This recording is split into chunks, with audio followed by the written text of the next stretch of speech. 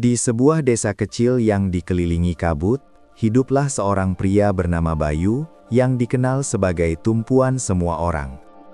Setiap ada masalah, penduduk desa selalu berlari mencari Bayu untuk meminta petunjuk dan solusi. Bayu adalah sosok yang cerdas dan bijaksana, namun ia merasakan sebuah beban yang semakin berat di pundaknya. Ia melihat bahwa tanpa dirinya, penduduk desa tampak kehilangan arah dan tidak berani mengambil keputusan sendiri. Suatu malam, di bawah cahaya lampu minyak yang temaram, Bayu merenungi masa depan desanya jika ia sudah tidak ada lagi.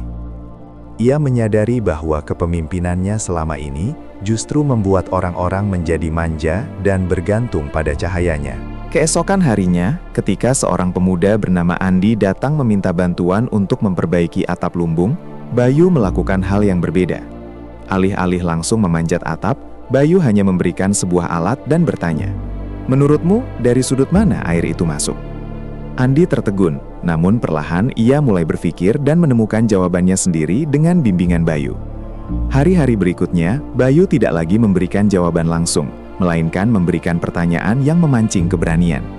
Beberapa orang mulai merasa kesal dan menganggap Bayu sudah tidak lagi peduli pada mereka.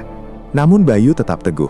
Ia tahu bahwa ia sedang menabur sesuatu yang jauh lebih berharga daripada sekedar bantuan instan.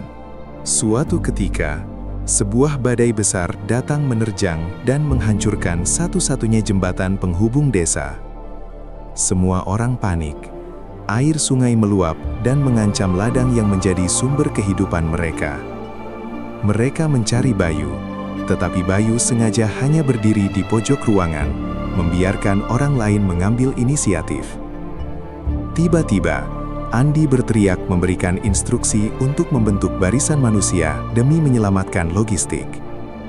Satu persatu penduduk desa mulai bergerak mengikuti arahan Andi, bekerja sama dengan keberanian yang baru mereka temukan. Bayu hanya mengamati dari kejauhan. Air matanya menetes bukan karena kesedihan, melainkan karena rasa bangga yang mendalam. Badai pun mereda, dan desa itu tetap berdiri kokoh, meski tanpa campur tangan langsung dari tangan Bayu.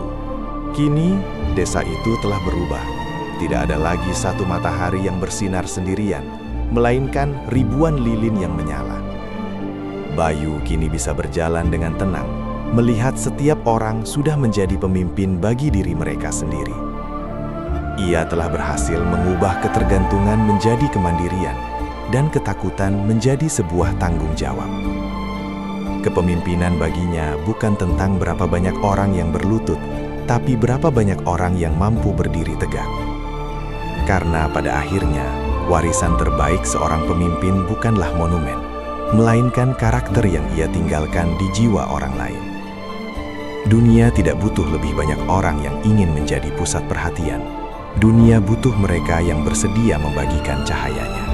Bayu tersenyum melihat Andi memimpin rapat desa dengan bijak, persis seperti cara yang ia ajarkan dulu. Misi Bayu telah selesai. Ia telah memberikan sesuatu yang tidak akan pernah bisa direnggut oleh badai manapun. Sebab, seorang pemimpin besar tidak membangun pengikut untuk memuja cahayanya, melainkan menanam benih matahari di dalam hati setiap orang, agar mereka mampu menerangi kegelapannya sendiri. Mari kita renungkan, kepemimpinan sejati adalah pengorbanan ego. Saat Anda berhenti ingin menjadi pahlawan, saat itulah Anda mulai menciptakan pahlawan-pahlawan baru. Jadilah alasan mengapa orang lain menemukan kekuatan mereka. Jadilah matahari yang tak hanya menyinari, tapi juga menumbuhkan matahari baru di jiwa mereka. Itulah keabadian yang sesungguhnya.